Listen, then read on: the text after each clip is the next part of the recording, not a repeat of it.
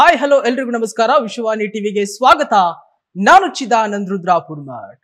Big boss Kannada season 12 ಈ ಬಾರಿ ಬಹಳ ಕುತೂಹಲವನ್ನ ಕೆರಳಿಸಿತ್ತು. ಅದರಂತೆ ಮೊದಲಿಗೆ ಕಿಚ್ಚ ಸುದೀಪ್ ಅವರು ಹೇಳ್ಬಿಟ್ಟಿದ್ರು, ಪ್ರತಿ ಬಾರಿಯಂತೆ ಪ್ರತಿ ಸೀಸನ್ ಅಂತೆ ಈ ಬಾರಿಯ ಬಿಗ್ ಬಾಸ್ ಅಲ್ಲ ಎಂಬುದರ ಬಗ್ಗೆ. ಅದಾಗ್ಲೇ ಕೂಡ ಈ ಬಾರಿಯ ಬಿಗ್ ಬಾಸ್ ನಲ್ಲಿ ಹಲವು ರೋಚಕ ಟ್ವಿಸ್ಟ್ಗಳು ಕೂಡ ನಡೆದು ಅನೇಕ ಬೆಳವಣಿಗೆ ಕೂಡ ನಡೆದವು. ಇದರ ಮಧ್ಯೆ ಬಿಗ್ ಬಾಸ್ 3ನೇ ವಾರವನ್ನ ಕೂಡ ಮುಕ್ತಾಯಗೊಳಿಸಿದೆ. 3ನೇ ವಾರದಲ್ಲಿ ಬಿಗ್ ಬಾಸ್ ಮನೆಯಿಂದ ಆಚೆ ಬಂದಿರುವಂತಹ ಸತೀಶ್ ಕ್ಯಾಡ್ಬಮ್ಸ್ ಅವರು ಇವತ್ತು ನಮ್ ಜೊತೆಗಿದ್ದಾರೆ. ವೀಕ್ಷಕರೇ, ಈಗಾಗಲೇ ಸಾಕಷ್ಟು ಸಂದರ್ಶನಗಳನ್ನ ಕೂಡ ಅವರು ಕೊಟ್ಟಿದ್ದಾರೆ. ಆದ್ರೆ ವಿಶ್ವವಾಣಿಯ ಜೊತೆಗೆ ಕೆಲವೊಂದಿಷ್ಟು ಇಂಟ್ರೆಸ್ಟಿಂಗ್ ಸ್ಟೋರಿಗಳನ್ನ ಕೂಡ ಅವರು ಹಂಚಿಕೊಳ್ಳುವರಿದ್ದಾರೆ. ಹಾಗಾಗಿ ಮಿಸ್ ಮಾಡದೆ ಈ ಸಂದರ್ಶನವನ್ನ ತಾವು ವೀಕ್ಷಿಸಿ. ಸತೀಶ್ ಅವರೇ, ಕಾರ್ಯಕ್ರಮಕ್ಕೆ ಸ್ವಾಗತ. ನಮಸ್ತೆ ಸರ್. ಹೇಗಿದ್ದೀರಾ? ಚೆನ್ನಾಗಿದೆ ಸರ್, ನೀವ್ ಹೇಗಿದ್ದೀರಾ? ತುಂಬಾ ಚೆನ್ನಾಗಿದ್ದೇನೆ. ಓಕೆ, ನೀವು ಬಿಗ್ ಬಾಸ್ಗೆ ಆರಂಭಕ್ಕೂ ಮುಂಚಿತವಾಗಿ, ಹೋಗುವ ಮುಂಚಿತವಾಗಿ ಮತ್ತು ಹೋದ್ಮೇಲೆ ಹೊರಗಡೆ ಬಂದ್ಮೇಲೆ ಹೇಗಿದೆಯಾ ಪ್ರತಿಕ್ರಿಯೆ, ಜನರ ಒಂದು ಅಭಿಮಾನ, ಪ್ರೀತಿ ಎನ್ನುವಂಥದ್ದು? ಸರ್, ನಾನು ಹೋಗಕ್ಕಿಂತ ಮುಂಚೆ ನಾನು ವರ್ಲ್ಡ್ ವೈಡ್ ನ್ಯೂಸ್ ಮಾಡಿದ್ರು ರೆಕಗ್ನೈಸೇಷನ್ ಅಷ್ಟು ಇರ್ಲಿಲ್ಲ. ನನಗೆ ಬಿಗ್ ಬಾಸ್ ಎಷ್ಟು ಮುಖ್ಯವಾಗಿತ್ತು ಅಂದ್ರೆ, ನಾನು ಒಂದು 8 ವರ್ಷದಿಂದನೇ ಒಂದು ಕೊರಿಯನ್ ಮ್ಯಾಸ್ಟಿಫ್ ಅಂತ ತರಿಸ್ತೀನಿ. ಅದು ತರಿಸಿದಾಗ್ಲೇನೆ ಜನ ಎಲ್ಲ ಈ ಸಲ ನೀನು ಹೋಗ್ತೀಯಾ, ಫೇಮಸ್ ಆಗಿದೆಯಾ, ಕರೀತಾರ ನೋಡು ಅಂತ ಎಲ್ಲಾರು ಹೇಳೋರು.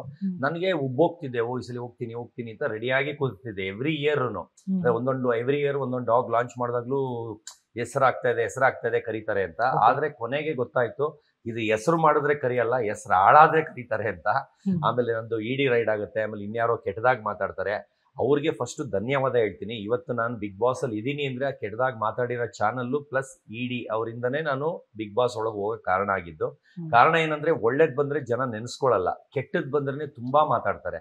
ಅವರಿಂದ ನನಗೆ ತುಂಬಾ ಒಳ್ಳೇದಾಗಿದೆ. ಅವರಿಂದ ನಾನು ಇವತ್ತು ಬಿಗ್ ಬಾಸ್ ಅಲ್ಲಿ ಇದೀನಿ.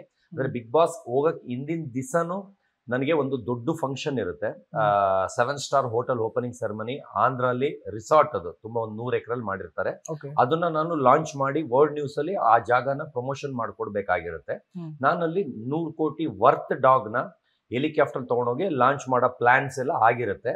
ಅಂದ್ರೆ ಅದು ಮುಂಚೆಯಿಂದಾನೇ ಮಾತುಕತೆ ನಡೀತಿರುತ್ತೆ. ಅಂದ್ರೆ ಅವರು ಯಾರು ಅದ್ರ ಮ್ಯಾನೇಜರ್ ತರ ಇರ್ತಾರೆ, ಮಾತಾಡಿ ಎಲ್ಲ ಆಗಿರುತ್ತೆ. ಅದರಲ್ಲಿ ನನಗೆ 10 lakhs, ನನಗೆ ನಾಯಿಗೆ 5 ಲಕ್ಷ.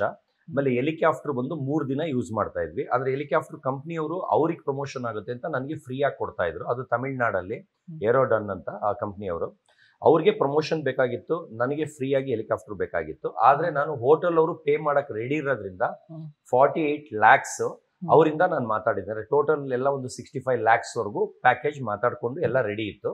ಆದ್ರೆ ನನಗೆ ಇದ್ದಕ್ಕಿದ್ದಂಗೆ ಬಿಗ್ ಬಾಸ್ ಇಂದ ಒಂದು ಮೆಸೇಜ್ ಬಂದಿರುತ್ತೆ, ಕಲರ್ಸ್ ಕನ್ನಡ ಇಂದ ಮೆಸೇಜ್ ಬಂದಿರುತ್ತೆ. ನನಗೆ ಇಂಗ್ಲಿಷ್ ಬರಲ್ಲ ಅಂತ ನಾನು ಯಾವ ಮೆಸೇಜು ನೋಡಲ್ಲ, ಯಾವ ಮೆಸೇಜು ನಾನು ನೋಡಿರೋದಿಲ್ಲ. ಒಂದ್ 20 ದಿವಸ ನೋಡಿರ್ತಾರೆ ಅವರು. ಅಂದ್ರೆ ಏನ್ ಇವನು ಮಾಡ್ತಾನೆ ಇಲ್ವಲ್ಲ, ಎಷ್ಟು ಅಹಂಕಾರ, ಆತರ ಅವ್ರು ಅನ್ಕೊಂಡಿರ್ತಾರೆ.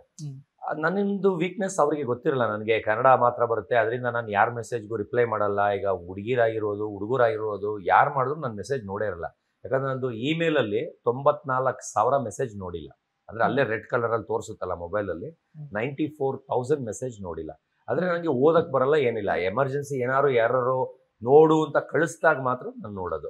ಅದರಿಂದ ಅವರು ಬೇಜಾರು ಮಾಡ್ಕೊಂಡು ನಂಬರ್ ಕೇಳಿದ್ದಾರೆ ಎಲ್ಲರ ಹತ್ರ. ಅಂದ್ರೆ ಇನ್ಸ್ಟಾಗ್ರಾಮ್ ಅಲ್ಲಿ ನಂದು ನಂಬರ್ ಇದ್ರು ಅವ್ರಿಗೆ ಗೊತ್ತಾಗಿಲ್ಲ, ಅಲ್ಲಿ ಕಾಂಟ್ಯಾಕ್ಟ್ ಅಂತ ಇದೇ ಅಲ್ಲ, ಅವ್ರ ನನಗೆ ಬರುತ್ತೆ ಅನ್ನೋದು ಗೊತ್ತಾಗಿಲ್ಲ ಅವ್ರಿಗೆ. ಅವ್ರು ಒಂದು 100 ಜನ ಕೇಳಿರ್ತಾರೆ.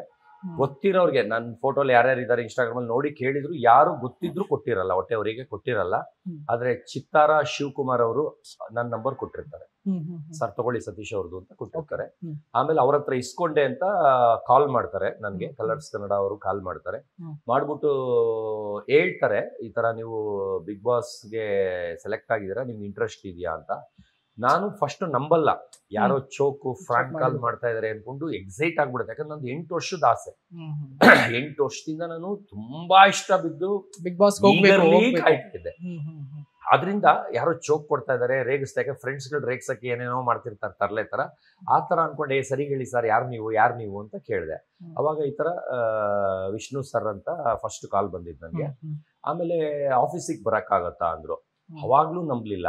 ನಾನು ನಾರ್ಮಲ್ ಆಗೇ ಮಾತಾಡ್ತಾ ಇದ್ದೆ, ಯಾರೋ ಚೋಕ್ ಕೊಡ್ತಾ ಇದಾರೆ, ರೇಗ್ಸಕ್ ಮಾಡ್ತಾ ಇದಾರೆ ಅಂತ. ಯಾಕಂದ್ರೆ ಅದಕ್ಕಿಂತ ಹಿಂದೆ ಒಂದು ಇಫ್ತಿಯಾರ್ ಪಾರ್ಟಿ ಅಂತ ಒಂದು ಪಾರ್ಟಿಗೆ ಹೋಗಿರ್ತೀನಿ, ರಾಗಿಣಿ ಮೇಡಮ್ ಎಲ್ಲಾರು ಬಂದಿರ್ತಾರೆ. ಅಲ್ಲಿ ಒಬ್ರು ಕರ್ದವ್ರು ನಮ್ಗೆ ಹೇಳ್ತಾರೆ, ಇಲ್ಲಿ ಬಂದವರೆಲ್ಲ ಬಿಗ್ ಬಾಸ್ಗೆ ಹೋಗ್ತಾರೆ ಅಂತ. ಅಂದ್ರೆ ಆ ಜಾಗದ ಲಕ್ಕಿ ಇದೆ. ಲಾಸ್ಟ್ ಇಯರ್ ಅವ್ರು ಹೋಗಿದ್ರು. ಅದಕ್ಕೆ ಈಗ ರಾಗಿಣಿ ಮೇಡಮ್ ಈ ಸಲ ನೀವು ಹೋಗ್ತೀರಾ ಅಂದ್ರೆ ಅವ್ರು ಸತೀಶ್ ಅಂತಾನೆ ಹೆಸರು ಹೇಳ್ತಾರೆ ಅವ್ರು ಪಾಪ ಕರೆದವರು. ಅಂದ್ರೆ ಅವ್ರದ್ದು ಬಾಯಿಗೆ ನಾನು ಸಕ್ಕರೆ ಹಾಕ್ತೀನಿ, ಯಾಕಂದ್ರೆ ಅವರು ಥಾಟ್ ಹೆಂಗಿತ್ತು ಅದೇ ತರನೇ ಆಯ್ತು ಅವ್ರಿಗೆ. ಅವ್ರ ಹೆಸರು ತಾಳಿ ಮರ್ತೋಗ್ಬಿಟ್ಟಿದೆ. ಎನಿ ಹೆಲ್ಪ್ ಅಂತ ಸಂಸ್ಥೆ ಹೆಸರು, ಅವರು ಮುಸ್ಲಿಮ್ಸ್, ಅವ್ರ ಹೆಸರು ಬಾಯಿಗೆ ಬರ್ತಾ ಇಲ್ಲ. ಅವರು ಸರ್ ನನ್ಗೆ ಖುಷಿ ಆಗೋಗುತ್ತೆ, ಅಪ್ಪ ಇವ್ರ ಬಾಯಿಗೆ ಸಕ್ಕರೆ ಹಾಕ್ಲಪ್ಪ, ಅವ್ರು ಹೇಳ್ದಂಗೆ ಆಗ್ಲಪ್ಪ ಅಂತ. ಅವ್ರು ಹೇಳಿ ಆ ಪಾರ್ಟಿ ಇಫ್ತಿಯಾರ್ ಪಾರ್ಟಿ ಮುಗಿಸ್ಕೊಂಡು ಬಂದು ಒಂದು ವಾರಕ್ಕೆ ನನಗೆ ಕಾಲ್ ಬಂದಿರುತ್ತೆ. ಆಮೇಲೆ ಸರ್ ಮಾತಾಡಿ ಆಫೀಸ್ ಹತ್ರ ಕರೀತಾರೆ, ಸರ್ ಬರಕ್ಕಾಗತ್ತಾ ಅಂತ. ಲೊಕೇಶನ್ ಕಳಿಸ್ತೀನಿ, 5 ಗಂಟೆಗೆ ಬನ್ನಿ ಅಂತಾರೆ. ನಾನು ಹೋಗ್ತೀನಿ. ಹತ್ತತ್ರ ಹೋದಾಗ ಫೋನ್ ಮಾಡ್ಬಿಟ್ಟು, ಸರ್ ಆಫೀಸಿಗೆ ಬಂದ್ರೆ ಎಲ್ಲರಿಗೂ ಪಬ್ಲಿಕ್ ಆಗುತ್ತೆ, ಎದುರುಗಡೆ ಒಂದು ಇಂಡಿಯನ್ ಕೆಫೆ ಅಂತ ಇದೆ, ಕಾಫಿ ಡೇ ತರ, ಅಲ್ಲಿಗೆ ಬನ್ನಿ ಅಂತ ಕರೀತಾರೆ. ಅಲ್ಲಿಗೆ ಹೋಗ್ತೀನಿ. ನಾನು ನಡ್ಕೊಂಬರೋದು ನೋಡೇನೆ ಇಬ್ರು ಬಂದಿರ್ತಾರೆ ಸರ್. ಅವ್ರ ಜೊತೆ ಇನ್ನೊಬ್ರು ಹೆಸರು ಪ್ರಕಾಶ್ ಇರ್ಬೋದೇನೋ, ಅವ್ರ ಹೆಸರು ಹೆಡ್ ಹೆಸರು ಪ್ರಕಾಶ್, ಅವ್ರು ಇರ್ಬೋದೇನೋ ಪ್ರಕಾಶ್, ಅವ್ರಿಬ್ರು ಬರ್ತಾರೆ. ಬರ್ತಿದಂಗೆ ನೋಡಿ ಸರ್, ಏನ್ ಸರ್ ಹಾಲಿವುಡ್ ಸ್ಟಾರ್ ತರ ಇದಾರಲ್ಲ ಸರ್, ಹೆಂಗಿದಾರ ನೋಡಿ ಸರ್, ಡ್ರೆಸ್ ಸೆನ್ಸ್ ನೋಡಿ ಸರ್ ಅಂತ ಅವರೇ ಫಿದಾ ಆಗ್ಬಿಡ್ತಾರೆ. ಸ್ಟನ್ ಆಗ್ಬಿಡ್ತಾರೆ. ಅಂದ್ರೆ ಒಂದು ಯಾವ ಆಕ್ಟರ್ ಇಲ್ಲ ಆ ಲೆವೆಲ್ಗೆ ಲುಕ್ಸ್ ಅಲ್ಲಿ ಇದಾರಲ್ಲ ಸರ್ ಇವರು, ಹಾಲಿವುಡ್ ಸ್ಟಾರ್ ಅಂತಾನೆ ಹೆಸರಿಕ್ ಬಿಡ್ತಾರೆ. ಅವತ್ತಿಂದನೇ ನನ್ನ ಹಾಲಿವುಡ್ ಸ್ಟಾರ್ ಏನ್ ಮಾಡ್ತಾ ಇದೀರಾ, ಎಲ್ಲಿದ್ದೀರಾ, ಬನ್ನಿ ಹಾಲಿವುಡ್ ಸ್ಟಾರ್ ಅಂತಾನೆ ಕರೆಯಕ್ ಸ್ಟಾರ್ಟ್ ಮಾಡ್ತಾರೆ. ಅವತ್ತು ಫಸ್ಟ್ ಮೀಟಿಂಗ್ ಆಗುತ್ತೆ ಸರ್. ಫಸ್ಟ್ ಮೀಟಿಂಗ್ ಅಲ್ಲಿ ಕ್ವಶನ್ ಎಲ್ಲ ಕೇಳ್ತಾರೆ, ಆದ್ರೆ ಅವ್ರು ಜಾಸ್ತಿ ಮಾತಾಡಲ್ಲ. ನಿಮ್ ಬಗ್ಗೆ ಹೇಳಿ ಅಂತಾರೆ. ನಾನು ಎಲ್ಲ ಹೇಳ್ತೀನಿ. ಇದು ಬಿಟ್ಟು ಹೇಳಿ ಅಂತಾರೆ. ಇದು ಬಿಟ್ಟು ಇನ್ನೇ ಸರ್ ನಾನು ಏನ್ ಅಚೀವ್ ಮಾಡಿದೀನಿ ಅದೇ ಇಲ್ಲ ಕ್ಯಾರೆಕ್ಟರ್ ಹೇಳ್ಬೇಕಾ ಅಂದೆ. ಅಚೀವ್ ಮಾಡಿದ್ ಹೇಳಿದ್ದೆ, ಅದು ಅವ್ರಿಗೆ ನೆಸಿಟಿ ಇರ್ಲಿಲ್ಲ. ನಿಮ್ ಕ್ಯಾರೆಕ್ಟರ್ ಬಗ್ಗೆ ಹೇಳಿದ್ರು. ಆಮೇಲೆ ನಾನು ಕ್ಯಾರೆಕ್ಟರ್ ಬಗ್ಗೆ ಹೇಳಿದೆ. ಇವಾಗ ನಿಮ್ಗೆ ಬ್ಯಾಕ್ ಸ್ಟೇಜ್ ಅಲ್ಲಿ ಏನ್ ಹೇಳಿದೆ ಅದನ್ನ ಹೇಳಿದೆ. ಅಲ್ಲಿ 3 ಹೇಳಿದೆ, 3 ಚುಕ್ಕೆದು 40,000 ಹೇಳಿದೆ. ಅದನ್ನೆಲ್ಲ ಹೇಳಿದೆ. ಅವಾಗ ಇವನು ಪರ್ಫೆಕ್ಟ್ ಅನ್ನಿಸ್ಬಿಡ್ತು. ಅಂದ್ರೆ ಎಷ್ಟು ಟೆರರ್ ಇವನು, ಈ ತರ ದಮ್ಮಿರೋನ್ ಯಾರು ಇರಲ್ಲ ತರ ಒಂದು ಇಮಿಡಿಯೇಟ್ ನನ್ಗೆ ಅವತ್ತೇ ಕನ್ಫರ್ಮೇಶನ್ ಆಗೋಯ್ತು. ಅಂದ್ರೆ ಮಾತಲ್ಲಿ ಬಿಹೇವಿಯರ್ ಗೊತ್ತಾಗ್ಬಿಡುತ್ತಲ್ಲ, ಫಿಕ್ಸ್ ಆಯ್ತು. ಆದ್ರೆ ನಂದು 2 months ಮುಂಚೆನೆ ಫಿಕ್ಸ್ ಆಗೋಗಿತ್ತು. ಅವ್ರು ಹೇಳಿದ್ದು 100 ಜನದಲ್ಲಿ ಫಸ್ಟ್ ಇಂಟರ್ವ್ಯೂ ನಂದೆ, ಫಸ್ಟ್ ಅಗ್ರಿಮೆಂಟ್ ನಂದೆ, ಫಸ್ಟ್ ಪ್ರೊಮೋ ಶೂಟ್ ನಂದೆ, ಆತರ. ಅಂದ್ರೆ ಎಲ್ಲಾದ್ರಲ್ಲೂ ಫಸ್ಟ್ ಸೆಲೆಕ್ಷನ್ ನಂದೆ. ಫಸ್ಟ್ 100 ಜನದಲ್ಲಿ ಸೆಲೆಕ್ಟ್ ಆಗಿದ್ದೆ ನೀನು. ಆ ತರ ಫಿಕ್ಸ್ ಆಗ್ಬಿಡ್ತು. ನನ್ಗೆ ಹೋಪ್ಸ್ ಬಂದ್ಬಿಡ್ತು, ನಾ ಸೆಲೆಕ್ಟ್ ಆಗಿದ್ದೀನಿ ಅಂತ. ಅವಾಗಿಂದ ಶಾಪಿಂಗ್ ಮಾಡಕ್ ಸ್ಟಾರ್ಟ್ ಮಾಡಿದೆ. ಅಂದ್ರೆ ಬಟ್ಟೆಗಳು ತಗೊಳ್ಳೋದು. ಅವರು ಫೋನ್ ಹೊಡೆದಾಗೆಲ್ಲ ನಾನು ಬಟ್ಟೆ ತಗೊಳಕ್ ಹೋಗಿದ್ದೀನಿ ಸರ್, ಬಟ್ಟೆ ತಗೊಳಕ್ ಹೋಗಿದ್ದೀನಿ ಸರ್, ಬಟ್ಟೆ ತಗೊಂಡಿದ್ದೆ. ರೀ ಇದೇನ್ರಿ ಆಟ ಆಡೋದ್ ಬಗ್ಗೆ ಕಾನ್ಸಂಟ್ರೇಟ್ ಮಾಡ್ರಿ, ಇದೇನ್ರಿ ಬಟ್ಟೆಗಳಂದ್ರೆ. ಇಲ್ಲ ಸರ್, ನನ್ ಬಟ್ಟೆಲೆ ಒಂದ್ ಕಸ ಲೆಟ್ರಿನ್ ತೊಳಿತಾ ಇದ್ರು ಅದು ಲಕ್ಷಾಂತರ ರೂಪಾಯಿ ಬಟ್ಟೆ ಹಾಕೊಂಡೇ ತೊಳಿತೀವಿ ಸರ್, ಅದರಿಂದ ಏನಾದ್ರು ನಿಮ್ಗೆ ತೊಂದ್ರೆನಾ ಅಂತ ಕೇಳಿದೆ. ಇಲ್ಲ ಆ ತರ ಇಲ್ಲ, ಎಲ್ಲ ಆಟ ಆಡೋದ್ರ ಬಗ್ಗೆ ತಲೆ ಕೆಡಿಸ್ಕೊಂತ ನೀವು ಬಟ್ಟೆ ಬಗ್ಗೆ ತಲೆ ಕೆಡಿಸ್ಕೊಂತಿದ್ದೀರಾ ಅಂದ್ರು. ಸರ್ ಇಲ್ಲ ಸರ್, ನನ್ನ ಖುಷಿ ಅದು ಒಂದೇ. ಎಷ್ಟು ಶಾಪಿಂಗ್ ಮಾಡ್ತಾ ಇದೀರ ಅಂದ್ರೆ ಒಂದು 25 ಲಕ್ಷಕ್ಕೆ ಸರ್. ಅಂದ್ರೆ ಡೇ 1 2,80,000 ರೂಪಾಯಿ ಬ್ಲೇಸರ್ ಆಗ್ತಾ ಇದೀನಿ ಸರ್. ಸುದೀಪ್ ಸರ್ ಮುಂದೆ ಬರೋದು ಸರ್, ಫಸ್ಟ್ ಡೇ ನಾನು ಆ ಡ್ರೆಸ್ ಅಲ್ಲೇ ಬರೋದು ಸರ್ ಅಂದ್ರೆ ನಗ್ತಾ ಇದ್ರು. ಏನು ಮೆಂಟ್ಲ ಇವನು, ಬರೀ ಬಟ್ಟೆಗೆ ಈ ಲೆವೆಲ್ ಖರ್ಚು ಮಾಡ್ತಾವ್ರಲ್ಲ, ಅಲ್ಲಿ ಬರೋದೇ 50 ಲಕ್ಷ ಅಂದ್ರೆ ನಾನು ದುಡ್ಡು ಕೇಳದ್ನ ಸರ್ ನಿಮ್ಗೆ ಅಂತೀನಿ. ಅಂದ್ರೆ ನನ್ನ ದುಡ್ಡುಗೋಸ್ಕರ ಬರ್ತಾ ಇದ್ದೀನ ಸರ್, ನೀವು ಕೊಡದೇ ಇದ್ರು ಪರವಾಗಿಲ್ಲ ಸರ್, ನಾನ್ ನಿಮ್ದು ದುಡ್ಡೇ ಕೇಳಲ್ಲ, ಕೊಡದೇ ಇದ್ರು ಪರವಾಗಿಲ್ಲ, ನಾನ್ ದುಡ್ಡುಗೋಸ್ಕರ ಬರ್ತಿಲ್ಲ, ನನ್ನ ಆಸೆ ಅದು. ಬಿಗ್ ಬಾಸ್ ಬರೋದು ನನ್ನ ಆಸೆ. ನಂದು ಈ ತರ ಒಂದು ದೊಡ್ಡ ಶೋ 27ನೇ ತಾರೀಕು, ಇವ್ರು 28ನೇ ತಾರೀಕು ಲಾಂಚ್ ಆಗಿದ್ದು. ಅಂದ್ರೆ 27ನೇ ತಾರೀಕು ಶೂಟ್ ಆಗಿದ್ದು. 27 ನಾನು ಆಂಧ್ರಾಗ ಹೋಗಿದ್ರೆ 65 ಲಕ್ಷ ಬಿಟ್ಟು ಬಂದೆ. ಇಲ್ಲಿ ಬರ್ತಾ ಇದ್ರೆ 50 ಲಕ್ಷ. ಅಂದ್ರೆ ಗೆದ್ದಿದ್ರೆ 65 ಲಕ್ಷ ಅಂದ್ರೆ 15 ಲಕ್ಷ ಜಾಸ್ತಿ. ಆ ಅಮೌಂಟ್ ನ ಬಿಟ್ಟು ಬಂದಿದ್ದೀನಿ ಅಂದ್ರೆ ಬಿಗ್ ಬಾಸ್ ನನಗೆ ಎಷ್ಟು ಮುಖ್ಯ ಅಂತ. ಯಾಕಂದ್ರೆ ಅದು 1 ದಿವಸದ ಊಟ, ಇದು ನನಗೆ ಡೈಲಿ ಊಟ. ಬಿಗ್ ಬಾಸ್ ಬಂದು ನನಗೆ ಡೈಲಿ ಊಟ. ಅಂದ್ರೆ ಅದು 1 ವಾರ ಇರ್ತೀನೋ, 2 ತಿಂಗಳು ಇರ್ತೀನೋ, 1 ತಿಂಗಳು ಇರ್ತೀನೋ, ರೆಕಗ್ನೈಸೇಷನ್ ಅಷ್ಟು ಸಿಗುತ್ತೆ. ಯಾಕಂದ್ರೆ ಅವ್ರಿಗೂ ಕ್ವಶನ್ ಕೇಳಿದ್ರು, ಈಗ ಇಷ್ಟು ಅಚೀವ್ ಮಾಡಿದಿರಾ, ಇಷ್ಟು ಹೆಸರು ಮಾಡಿದಿರಾ, ವರ್ಲ್ಡ್ ಅಲ್ಲೇ ಫೇಮಸ್ ಇದ್ದೀರಾ, ನೀವು ರೋಡಲ್ಲಿ ಬಂದಾಗ ಈ ಕಾಫಿ ಡೇ ಒಳಗೆ ಬಂದ್ರಿ, ಯಾಕೆ ಯಾರು ನಿಮ್ನ ಗುರ್ತಿಡಿಲಿಲ್ಲ ಅಂದ್ರು. ಸೊ ನಂದೇ ಆದ ಡಾಗ್ದೇ ಫೀಲ್ಡ್ ಬೇರೆ ಆ ತರ. ಅದರಿಂದ ನನ್ನ ನೀವು ಬಿಗ್ ಬಾಸ್ ಇಂದ ಹೊರಗಡೆ ಬಂದವ್ರನ್ನ ರೆಕಗ್ನೈಸ್ ಮಾಡೋಷ್ಟು ನನ್ನ ಮಾಡಲ್ಲ ಅಂತ ಒಪ್ಕೊಂಡೆ. ಆ ಕಾರಣಕ್ಕೆ ನಾನು ಬಿಗ್ ಬಾಸ್ಗೆ ಬರಬೇಕು, ನಂದು ರೆಕಗ್ನೈಸೇಷನ್ ಸಿಗ್ಬೇಕು ಅಂತಾನೆ ನಾನು ಬರ್ತೀನಿ. ಅವಾಗ ಅವರು ಹೌದು ಇದ್ರಲ್ಲಿ ಸಿಕ್ಕೇ ಸಿಗತ್ತೆ ಅಂತ ಅವರು ಹೇಳ್ತಾರೆ, ಈ ತರ ಮುತ್ಕೊಳಂಗ ಆಗತ್ತೆ ಅಂತ. ಆದ್ರೆ 3 ವಾರಕ್ಕೂ ಬಂದಿದ್ರು ಜನ ಸಂಪಾದನೆ ಹೆಂಗ್ ಮಾಡಿದೀನಿ ಅಂತ ಆಚೆ ಬಂದ್ಮೇಲೆ ಗೊತ್ತಾಯ್ತು. ಯಾಕಂದ್ರೆ ನಾನಲ್ಲಿ ನನ್ನ ಬ್ಯಾಡಾಗಿ ತೋರಿಸಿರ್ತಾರೋ ಗುಡ್ಡಾಗಿ ತೋರಿಸಿರ್ತಾರೋ ನಂಗೆ ಗೊತ್ತಿರ್ಲಿಲ್ಲ. ನಾನಲ್ಲಿ ತಗ್ಗಿ ಬಗ್ಗಿ ಮುಸ್ರೆ ತಿಕ್ಕಲ್ ಲೆಟ್ರಿನ್ ಇಂದ ಹಿಡಿದು ಟಾಯ್ಲೆಟ್ ಎಲ್ಲ ನಾನೇ ಕೊಟ್ಟಿದ್ದ ಕೆಲಸ ಹೆಂಗ್ ಮಾಡಿದೀನಿ ಅಂದ್ರೆ ಇವಾಗ ಇಲ್ಲಿ ಎಷ್ಟು ನೀಟ್ ಆಗಿದೆ ಆ ತರ ಒಂದು ಧೂಳು ಇಲ್ದಂಗೆ ಮಾಡಿದೀನಿ. ಯಾಕಂದ್ರೆ ನಾನು ಎಲ್ಲೇ ಹೋಗ್ಲಿ, ಈಗ ಬಿಗ್ ಬಾಸ್ ಮನೆ ಆಗ್ಲಿ, ಖಂಡೋರ್ ಮನೆ ಆಗ್ಲಿ, ಹೋಟೆಲ್ ಆಗ್ಲಿ, ಒಂದು ಹೋಟೆಲ್ ಹೋದ್ರುನು ಸ್ನಾನ ಆದ್ಮೇಲೆ ನೆಕ್ಸ್ಟ್ ಬರೋವ್ರಿಗೆ ಗಲೀಜ್ ಕಾಣಬಾರ್ದು ಅಂತ ಸೋಪ್ ನೊರೆ ಕೂದ್ಲೆಲ್ಲ ಹೋಗಿ ನಿಂತಿರುತ್ತೆ. ಎಲ್ಲದನ್ನು ನೀರು ಹೊಡೆದ್ಬಿಟ್ಟು ಆ ಕೂದಲು ನೆತ್ತಿ ಡಸ್ಟ್ಬಿನ್ಗೆ ಹಾಕಿ ಅವ್ರು ಫ್ರೆಶ್ ಆಗಿ ಬಂದಂಗೆ ಮಾಡ್ಬಿಟ್ಟು ಹೋಗೋದು. ಬೆಡ್ಶೀಟು ಅಷ್ಟೇ, ಹೋಟ್ಲವರು ಒಂದ್ ಅರ್ಧ ದಿನಕ್ಕೇನೆ ಅಷ್ಟು ಗಲೀಜ್ ಮಾಡಿ ಟಿಶ್ಯೂ ಪೇಪರ್ ಎಲ್ಲ ಹಾಕಿ ಇದು ಮಾಡ್ಬಿಟ್ಟಿರ್ತಾರೆ.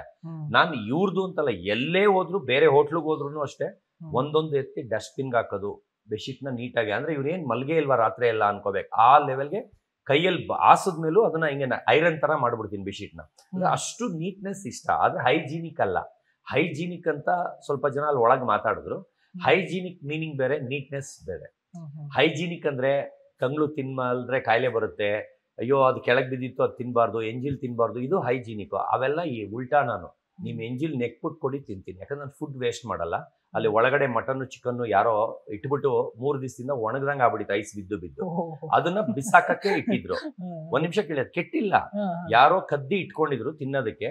ಅದನ್ನ 3 ದಿವಸ ಇಟ್ಟು ಅದು ಎಲ್ಲ ಕೆಳಗ್ ಬಚ್ಚಿಕ್ಕಿದ್ರನ್ನ ಗಟ್ಟಿ ಆಗ್ಬಿಟ್ಟಿತ್ತು ಅಷ್ಟೇ. ಅದನ್ನ ಆಚೆ ತೆಗ್ದಿಟ್ಟಿದ್ರು. ಆಚೆ ಇಟ್ಟಿದ್ರು ಫುಲ್ AC ಇರೋದ್ರಿಂದ ಕೆಡಲ್ಲ. ಆಚೆ ಇಟ್ಟಿದ್ದು ಬರೀ ಒಂದು 2-3 ಅವರ್ಸ್ ಏನೋ ಇಟ್ಟಿದ್ರು.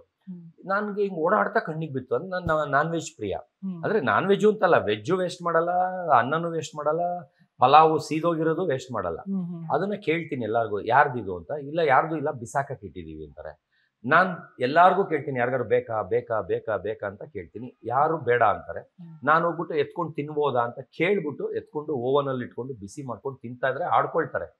ಥೂ, ಏನ್ ಮನುಷ್ಯನ ಇವನು ಅಂತ.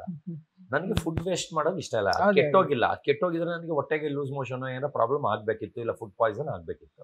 ನನಗೆ ಫುಡ್ ವೇಸ್ಟ್ ಮಾಡೋದು ಇಷ್ಟ ಇಲ್ಲ. ಒಂದಿನ ಒಂದಿಷ್ಟು ಪಲಾವ್ನ ಚೆಲ್ಬಿಡ್ತಾರೆ, ಎಗ್ ಫ್ರೈಡ್ ರೈಸ್ ಏನೋ ಮಾಡಿರ್ತಾರೆ. ನನ್ಗೆ ಎಷ್ಟು ಹೊಟ್ಟೆ ಉರಿಯುತ್ತೆ ಅಂದ್ರೆ ಅನ್ನದ ಬೆಲೆ ಗೊತ್ತಿಲ್ಲ ಅಂತ. ಅಲ್ಲಿ ಏನಂದ್ರೆ 1 ವೀಕಿಗೆ ಫುಡ್ ಕೊಟ್ಟಿರ್ತಾರೆ. ನೀವು ಅದನ್ನ 3 ದಿವಸಕ್ಕೆ ಖಾಲಿ ಮಾಡಿದ್ರೆ 3 ದಿವಸ ಹೊಟ್ಟೆ ಹಾಸ್ಕೊಂಡಿರ್ಬೇಕು, 2 ದಿವಸಕ್ಕೆ ಖಾಲಿ ಮಾಡಿದ್ರೆ 4 ದಿವಸ ಹೊಟ್ಟೆ ಹಾಸ್ಕೊಂಡಿರ್ಬೇಕು. ಆ ತರ ಇವ್ರೇನ್ ಮಾಡಿದ್ರು, 5 ದಿವಸಕ್ಕೆ ಖಾಲಿ ಮಾಡ್ಬಿಡ್ತಾರೆ. ಅಂದ್ರೆ ಇಲ್ಲಿ 2 ಬ್ಯಾಚ್ ಇರುತ್ತೆ, ರಾಜರು ಸೇವಕರು ಅಂತ. ರಾಜರಿಗೆ ಕೊಟ್ಟಿರೋದು ಕ್ವಾಂಟಿಟಿ ಜಾಸ್ತಿ ಇರುತ್ತೆ, ಆಮೇಲೆ ಅವರೂ ಫುಡ್ ವೇಸ್ಟ್ ಮಾಡ್ತಾನೆ ಇರ್ತಾರೆ. ಆದ್ರೆ ರಾಜರದ್ದು ನಾವು ತಿನ್ನಂಗಿಲ್ಲ. ಆ ಎಗ್ ಫ್ರೈಡ್ ರೈಸ್ ಬಿಸಾಕಿದ್ದು ರಾಜರದ್ದು, ಎಗ್ ಅವ್ರಿಗೆ ಹೋಗಿತ್ತು. ಆ ಎಗ್ ಫ್ರೈಡ್ ರೈಸ್ ಬಿಸಾಕ್ಬೇಕಾದ್ರೆ ಕರಳು ಬೂಟಿ ಕಿತ್ಕೊಬಂತು. ಏನಕ್ಕಂದ್ರೆ ನಾನು ಮುಟ್ಟಂಗಿಲ್ಲ, ಅದು ತಪ್ಪು ಮಾಡ್ದಂಗ ಆಗತ್ತೆ, ಶಿಕ್ಷೆ ಆಗತ್ತೆ. ಅದಕ್ಕೆ ಅದು ಬಿಸಾಕೇ ಬಿಟ್ರು ಕಣ್ಮುಂದೆನೆ. ನನಗೆ ಹೊಟ್ಟೆ ಉರಿದೋಯ್ತು. ರೂಲ್ಸ್ ಬ್ರೇಕ್ ಆದ್ರೂ ಪರವಾಗಿಲ್ಲ, ಅದನ್ನ ತಿಂದ್ಬಿಡೋಣ ಅನ್ನೋ ತರ ಫೀಲ್ ಬಂತು. ಅದಾಗ್ತಿದ್ದಂಗೆ ನಮ್ಮವರು ವೆಜ್ ಬಾತು, ಮೆಂತ್ಯ ಅದೇನೋ ಟೊಮೊಟೊ ಬಾತ್ ಎಲ್ಲ ಮಾಡೋರು. ಅದ್ರಲ್ಲಿ ತಳಾನೇ ಇಷ್ಟು ಬಿಟ್ಬಿಡೋರು, ಇಷ್ಟು ದಪ್ಪ. ಅದೇ ಕೆರ್ಕೊಂಡು ಇಷ್ಟು ಬಿಟ್ರೆ ಸಾಕಾಗಿರುತ್ತೆ, ಇಷ್ಟು ದಪ್ಪ ಬಿಟ್ಟಿದ್ರು. ಅದನ್ನ ಕೆರೆದ್ಬಿಟ್ಟು ಕಸಕ್ಕೆ ಹಾಕಕ್ಕೆ ಒಂದು ಬೊಟ್ಲಲ್ಲಿ ಇಟ್ಕೊಂಡಿದ್ರು. ಸುಮ್ನೆ ಕೈ ತೊಳಿಯಕ್ಕೆ ಹೋಗ್ತೀನಿ, ನೋಡ್ತೀನಿ, ಯಾಕಿದು ಅಂದ್ರೆ ಇಲ್ಲ ಬಿಸಾಕಕ್ಕೆ ಅಂದ್ರು.